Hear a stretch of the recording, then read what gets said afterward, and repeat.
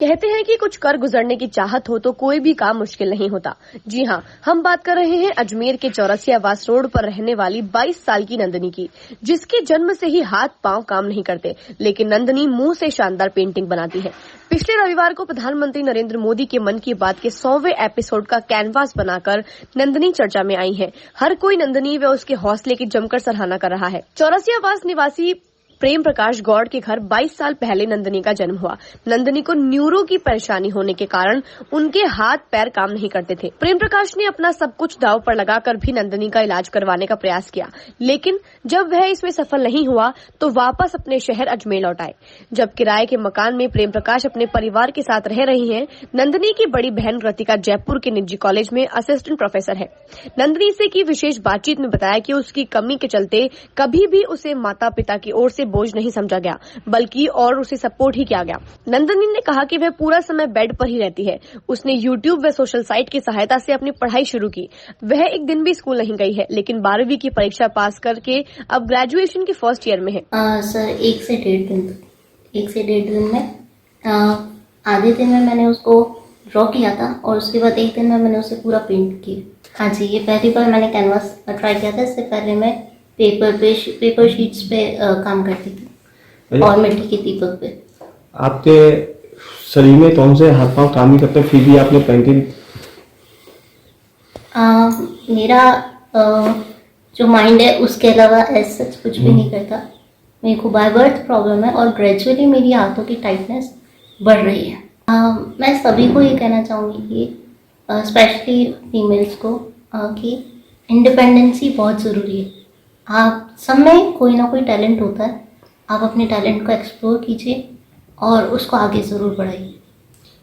Sanjay Sethi sir हैं, बहुत बड़े आर्टिस्ट हैं। उन्होंने मुझसे कहा कि ऐसा हो रहा है, 100 एपिसोड कंप्लीट हो रहे हैं तो आपको करना चाहिए।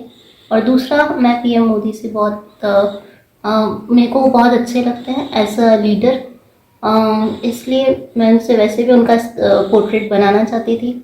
और जिस तरह से वो मन की बात के थ्रू देश को संबोधित करते हैं टाइम टाइम पे, जिस तरह से देश को गाइड करते हैं, वो बहुत इंटरेस्टिंग चीज़ होती है। तो इसलिए मैंने ये दिन चुना।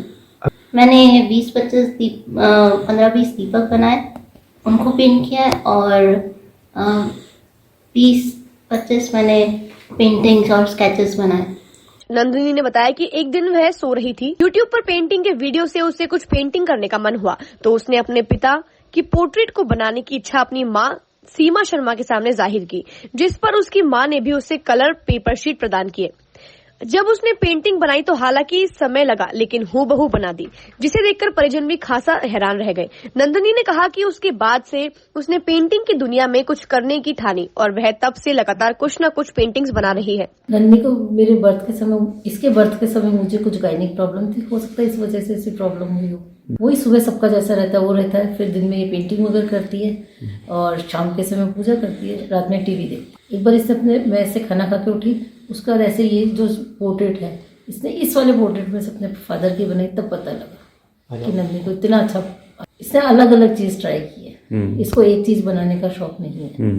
बहुत अच्छा लगा, बहुत ही अच्छा लगा। हाँ, संजय सर ने बोला, उन्होंने गाइड किया। नहीं, कभी सीखने नहीं गई, यूट्यूब और उसी से सीखा इसने। नंदनी ने कहा कि वह प्रधानमंत्री नरेंद्र मोदी से खासा प्रभावित है। जब उसे जानकारी मिली कि मोदी के मन की बात का 100वां एपिसोड प्रसारित होने जा रहा है, तो उसने मोदी के एपिसोड का कैनवास बनाने की सोची और इसे बना भी दिया। नंदनी ने कहा कि वह चाहती है कि मोदी से मिलकर उनका ही एक पोर्ट्रेट बनाकर उन्हें प्रदान करे।